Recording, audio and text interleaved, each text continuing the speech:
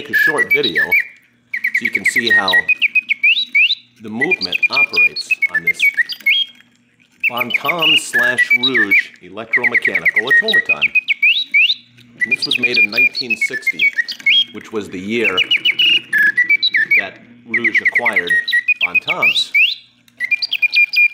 It's basically a Bontems mechanism with 4 cams operating the bird movement and song, wood and leather bellows, all brass, with the one difference being an electric motor.